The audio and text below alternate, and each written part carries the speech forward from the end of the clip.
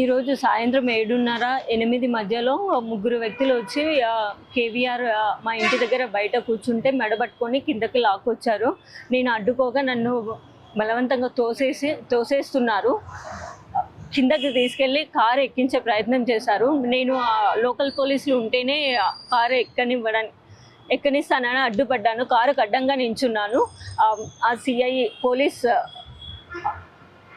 ఏమంటారు ఆంధ్ర పోలీసులు నన్ను లాగుతున్నారు.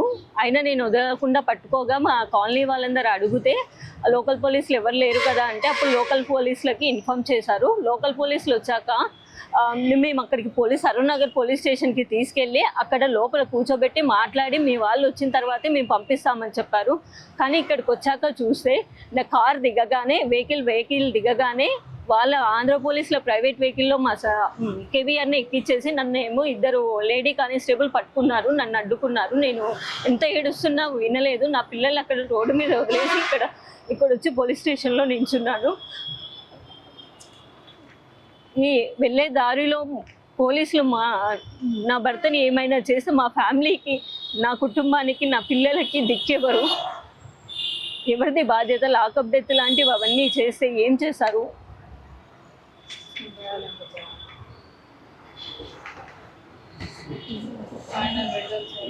ఇంతకుముందు జరిగిందా?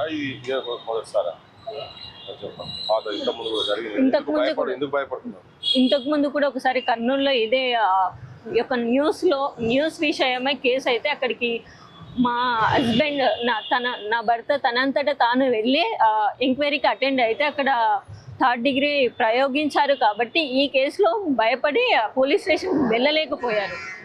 ఆ విషయంలో మళ్ళీ ఇప్పుడు వచ్చి దౌర్జన్యంగా లాక్కెళ్ళారు.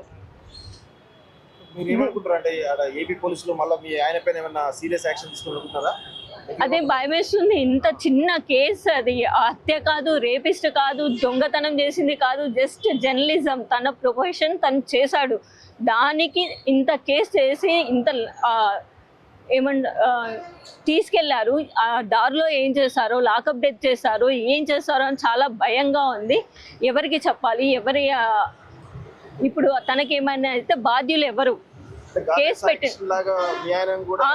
మొన్ననే అయ్యింది కదా గాదే సాయి కృష్ణ, అట్లా లాకప్ డెత్ చేస్తే ఎవరికి తెలియకుండా మాయం చేస్తే నా ఫ్యామిలీ, నా పిల్లలు, నేను ఏమైపోవాలి? మాకు సపోర్టింగ్గా ఎవరూ లేరు. మాది మిడిల్ క్లాస్ ఫ్యామిలీ, మేము ఏం చేయాలి?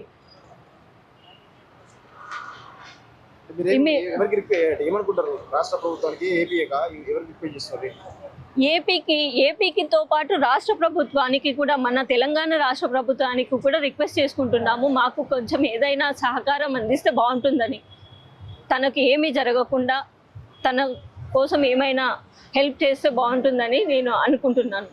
మన రాష్ట్ర ప్రభుత్వం, రేవంత్ రెడ్డి కానీ ఇంకెవరైనా నాయకులు మా సైడ్ నిల్చుంటే బాగుంటుంది అని కోరుకుంటున్నాను. విడుదల చేయాలి సార్. ఏదైనా చేస్తే నేను ఎవరికి చెప్పుకోవాలి సార్? నేను 2 పిల్లలతో ఎలా బతికాలి? మాకు ఆస్తులు ఎలా ఏమీ లేవు. ఆ భర్త సంపాదనతోనే మేము బతికేది. ఆయనే లేడు అంటే మేము ఎటు వెళ్ళాలి? మేము కూడా ఆయనతో పాటు వెళ్ళాల్సిందే. ఇంకా ఆయనకి ఏదైనా జరిగితే నేను, నా పిల్లలు కూడా. అంటే అరెస్ట్కి ఎవరిని బాధ్యత అనుకుంటారు? ఎవరు బాధ్యత తీసుకోవాలనుకుంటారు? రాష్ట్ర ప్రభుత్వమా, ఏపీ ప్రభుత్వమా, చంద్రబాబు నాయుడు, పవన్ కళ్యాణ్, ఎవరు బాధ్యత తీసుకోవాలి? ఇప్పుడు చంద్రబాబు నాయుడు వాళ్ళ ప్రభుత్వం పైనే వీడియోలు చేశారని కేసు పెట్టారు. వాళ్ళ ప్రభుత్వమే తీసుకోవాలి మెయిన్గా. తర్వాత మన రాష్ట్ర ప్రభుత్వం మనకు సహకరించాలని కోరుకుంటున్నాం.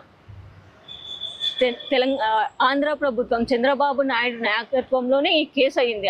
తనే బాధ్యత వహించాలి. నా భర్తకి ఏదైనా జరిగితే తనే బాధ్యత వహించాలి. నేను తనను తీసుకెళ్తుంటే నేను అడ్డుకున్నానని అక్కడ లేడీ కానిస్టేబుల్స్ ఎవరూ లేరు. ముగ్గురు నా మీద పడి లాగుతున్నారు. అయినా నేను వదలలేదు.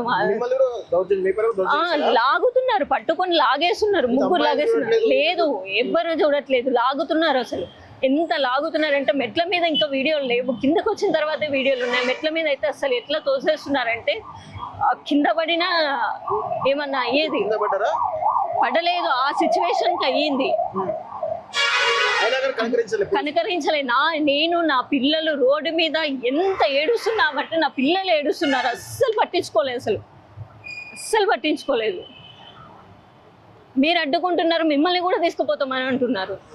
అంటే సార్ నేను కూడా వస్తాను, నన్ను కూడా తీసుకెళ్ళండి అని చెప్పాను సార్. అంటే మీకు ఏమైనా అరెస్ట్ చేస్తున్నామని చెప్పి అరెస్ట్ వారెంట్ ఏం చూపించలేదు. కిందికి వచ్చాక లోకల్ పోలీసులు లేరు, ఎవరు లేరు, మేము ఎలా నమ్మాలి అంటే అప్పుడు చూపించారు. జస్ట్ ఇట్లా చూపించి అట్లా పెట్టేసుకున్నారు. మళ్ళీ అది ఏంటో కూడా డీటెయిల్గా చూపించలేదు.